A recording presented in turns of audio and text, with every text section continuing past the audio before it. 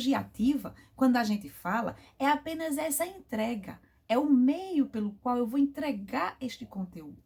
E aí a gente tem diversas. Quais são as metodologias ativas mais utilizadas em salas de aula? Vamos conversar de maneira citando e depois a gente pode até falar um pouco de cada uma. Nós temos sala de aula invertida, gamificação, instrução por pares, rotação por estações, a Think, Pair, Share. Não tem uma tradução não, mas a gente começa individual, parte para dupla, depois partilha. Então, são métodos. O PBL, usando a palavra inglesa, né? PBL, que é Problem Based Learning, mas é aprendizagem baseada em problemas, ou baseada em projeto, ou feita por projetos. São metodologias que faz com que a entrega do conteúdo bote o aluno para trabalhar e ele consiga entender aquele assunto de outra maneira. Vamos pensar, por exemplo, sala de aula invertida. O que seria a sala de aula invertida? É quando a gente, ao invés de chegar na sala de aula e entregar o conteúdo, a gente entrega antes, ele lê, ele se apropria sozinho, e em sala de aula ele vem para um momento de discussão.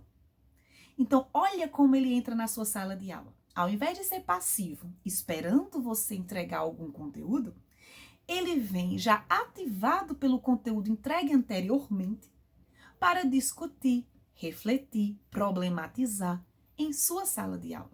O espaço de sala de aula deve ser um espaço ganho para a gente conseguir fazer o conhecimento acontecer ali, para que a gente possa, enquanto professor, orientar, mediar. O papel do professor, quando ele aplica metodologia ativa, é aquele diz assim, o professor agora ficou em segundo plano, ele agora não tem mais importância. Não, o professor é fundamental neste processo.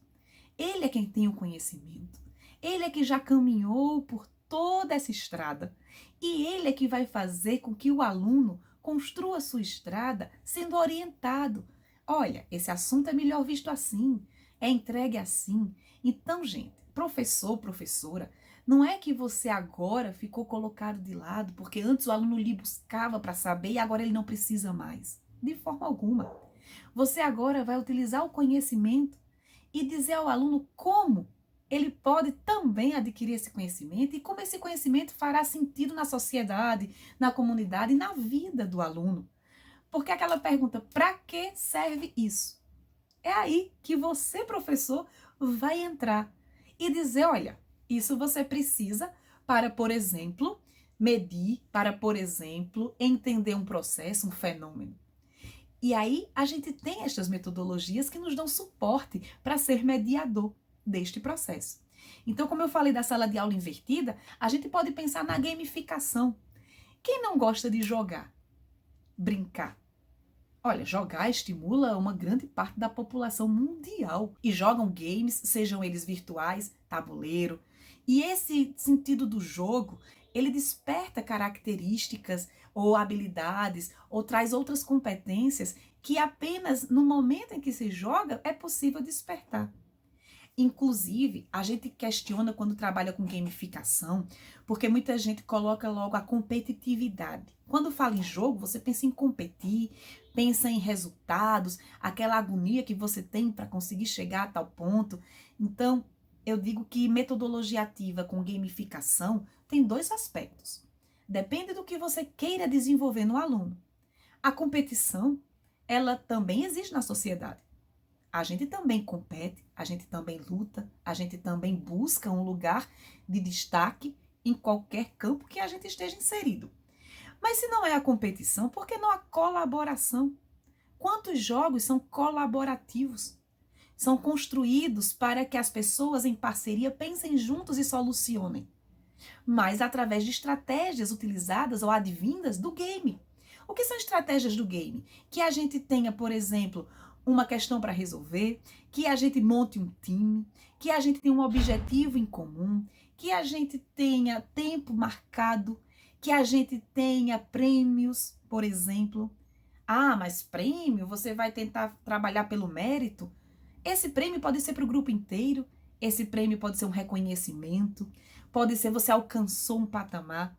Então, o importante da gamificação não é a gente estimular a competitividade, não, é a gente trabalhar com o lúdico, com aquele, digamos, eu gosto de dizer que na minha sala de aula, quando a gente usa essa metodologia, traz aquele friozinho na barriga, os alunos brilham os olhos, meu time é esse, a gente vai trabalhar assim. E tem hora que a gente faz individual, entre eles competindo, ou a gente faz todos juntos colaborando. Depende da estratégia que você montar para a sua aula e o que você quer alcançar, que conhecimento você quer desenvolver no seu aluno. Entende? Então, a gamificação é muito utilizada para esse aspecto. E que promoções a gente tem com a gamificação? Eu não conheço das metodologias ativas a que traz mais interação. A interação entre os partícipes, entre os alunos, até mesmo nós mesmos, professores engajados com ele, a gamificação proporciona de maneira sensacional. Eu acho uma das metodologias que mais promove esse tipo de contato. E aí, com a interação, a gente desenvolve outras habilidades. A empatia, a gente desenvolve o senso de liderança, a gente desenvolve também o trabalho colaborativo, como eu já falei, a autonomia. Então, são algumas competências, inclusive exigidas hoje pela BNCC, as 10 competências gerais da BNCC, que tocam nesses aspectos. E é muito difícil, através de uma aula expositiva, por exemplo, a gente conseguir que o aluno seja empático. Como é que eu desenvolvo a empatia de um aluno se eu coloco o aluno de uma forma passiva em minha aula? Então, a gente pensa com as metodologias ativas, porque quando ele está ativado, ele além de estar aprendendo o conteúdo, ele está desenvolvendo outras habilidades muito significativas e necessárias, principalmente na educação do século XXI. Falei de game, falei de sala de aula invertida, a gente também tem a PBL, eu chamo em inglês sempre PBL, mas é a Problem Based Learning, ou aprendizagem baseada em problemas, que é aquela que a gente bota uma questão, ela tem 7 passos a você seguir, né? Cada um dos passos para alcançar seu objetivo utilizando a metodologia, mas você vai fazer o quê? Um momento de uma problemática a resolver. Eles fazem brainstorming, o que é isso? Uma tempestade de ideias, de sugestões para resolver aquilo.